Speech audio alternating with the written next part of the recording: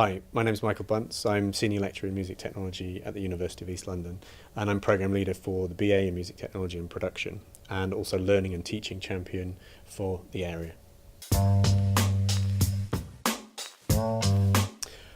The Creative Arts Portfolio Project is a way of enabling students to present their work creatively in a digital format online. What it does is represent professional standards in the way that students are presenting their work publicly. And it's become a submission format across two programs currently, the BA in Music Technology and Production, but also the BA in Performing Arts. And students are developing it themselves across all levels of the program, so first, second and third years of the degree program. And they use it to host video content, audio content, written work, essays. There are a whole range of different artifacts that come out of creative and performing arts that are then hosted there.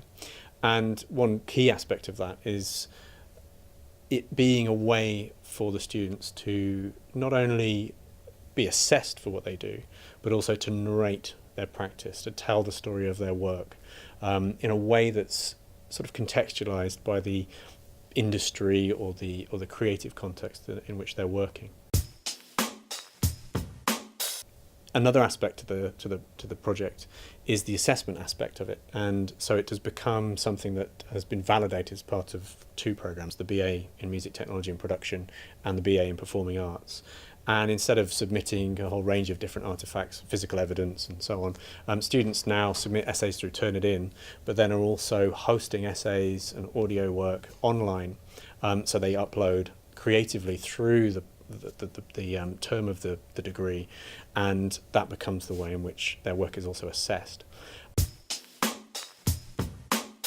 I developed a prototype a couple of years ago that essentially created a way in which staff could mark assessed work and provide feedback that was an online process rather than a sort of paper exercise or in Word or whatever else, and that worked with the rubrics on the programme, so that it was a sort of way of facilitating better feedback writing, where the rubrics represent the achievement of the student to the member of staff as they're marking, but also then crucially onto the student.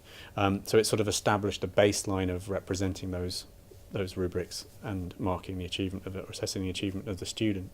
And it also then facilitates a sort of a better summative statement writing by the member of staff or the assessor. So I prototyped that for one module, which really sped up the process of assessing. And so having prototyped that for one module, I had plans to scale that up to, first of all, to a whole program, and then onwards to the other programs in the creative arts area. Subsequently, to do that, I applied for an internship, and an intern worked with me over the summer last year to develop the main interface for accessing it. So rather than it just being one single form, a whole process of logging in and establishing which programs students were on, and so managing the data and managing the interaction essentially. And that internship was really fantastic. It really pushed the project forwards and enabled the initial prototype, the concept of how that form of work to be sort of expanded so that it could meet the requirements of more than one program. And now we're at the stage where we have another change in the curriculum, moving to a new framework for the curriculum. And so we anticipate being able to incorporate that model of not only using online portfolios or interactive portfolios as a way of hosting student evidence for assessment, but also assessing as a process in itself. And the way in which it works is that the student's portfolio is embedded within an assessment form, so staff can mark directly with reference to key aspects of the student portfolio, whether that's audio or video material or it's written work that they're assessing, and then mark and feedback appropriately, and that can be then captured as a form that is then sent on to the student. The key thing really that the internship helped with was the process of scaling up an initial idea, because it's just the sheer volume of work that comes from inputting all the rubrics for every single learning outcome on every single program within a database, for example, and of course those need to be written and in a way that's coherent across all programs at first. So that's one sort of point of needing to do a fair bit of work, but also then in transforming the concept and the kind of functionality of one form into something that was a decent user experience for both staff and students. So students have really embraced the concept of that style of assessment. It gives them an opportunity to be creative with the way they submit, the format of submission. It gives them great agency and independence in the way that they are presenting their work. And there's a public output at the end of it. It's not just an assessment process. It's them creating and representing themselves online creatively in the way that they either perform or make music or create theatre, or even things like stage management, are things that they're able to describe and illustrate in this format. And they find it, I think, really rewarding, because what happens is that even at level 4 in the first year, it transforms the way their work looks to them as well. It's a kind of reflection back to them of what they're achieving. And what's remarkable also then is then how they progress from 4 to 5 to 6 through the 3 years of the degree. You can really see a transformation. So in the first year, what they're doing is creating something that is representative of their work, and that's really important, because it means that the website's very content rich and it's very much hinged upon the content that they're producing. But after that, they're then starting very much more to think about the design of it. So we get to level 6, and one of the things that I've done in the degree program itself is to write into the learning outcomes a kind of progression in their digital proficiency, and their creative use of the tools to represent their work, so that by the time they get in level 4, there's one learning outcome for that. By the time we get to level 6, there's a whole set of learning outcomes and 30% of a module that is about the representation of their work, and their ability to sort of create an interactive experience for not so much the assessor, but a person encountering their work. I mean, what I learnt was, I suppose, from the embryo of the idea, which it was essentially about making the process of assessment easier for staff. The initial phase of this was about, okay, what would work better is if we didn't have to have separate Word documents for every single student. So quite straightforward problems to solve, and then for students it was another part of it. Students were having to submit DVDs, USB sticks of work, the video content, the audio content, lots of data to be uploaded and downloaded onto a USB stick and then uploaded by us. So one of the things that's really transformed is it's the students are building it through their process of creating the work. So it's sort of a formative assessment process, so there's contact with their work all the way through. It's a point of reference during teaching. It's something that they're developing, and that cuts down on the time that it takes them to submit, because the submission aspect is building as they work. We've saved about a week of staff time of uploading all the documents that they've created and submitted by USB or DVD, and it's a much more accessible way of working.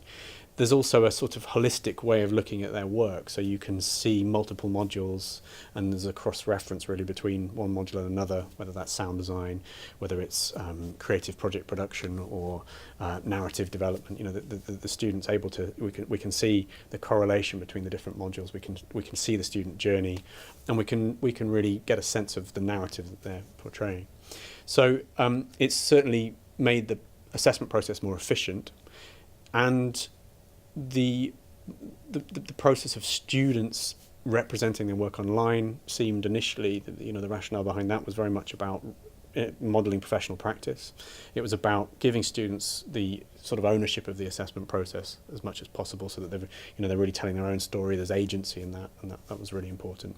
And as part of that, I really wanted to embed that in the assessment process itself. So writing into the modules learning outcomes that were about representing their work online and digitally, which helped the reflexive process as well. So, students reflecting on the way in which they've acquired new skills, for example, so the learning how to learn aspect of it, but also then through that medium, reflecting on the process of representing themselves digitally.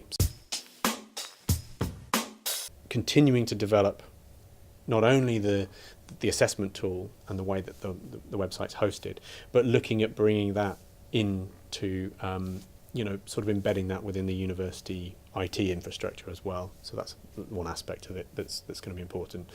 And then looking at scaling that so that what we're doing is looking at representing sort of professional practice.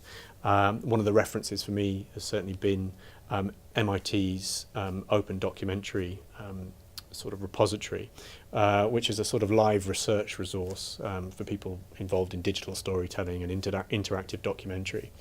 And the progression that students follow is something that's fairly representative of their work at level 4, moving to something that's much more interpretive by the time we get to level 6, and then onwards towards level 7, where the art of telling their story, their artistic process, representing that online, is as much about their work as the music or the performance work that they're making, for example.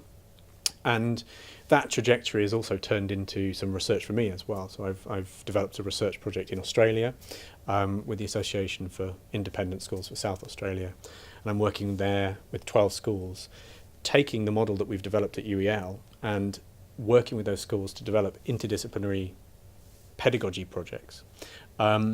And as part of that, what they will do is then narrate the journey of that project over 3 years, using the same tools, using the same format. And really the idea then is that, to develop ways in which we can assess interdisciplinary practice in a way that's integrated with the work itself. And I think that's one of the key things, the sort of synergy between the assessment process and the creation of the work. The correlation there is really, really close. So as an assessor, I'm assessing live by interacting with the portfolio. It's not a sort of sequential process as much as an interactive one. I think that's something that's really transformative, because the assessment process isn't then a summative endpoint, because someone's submitted.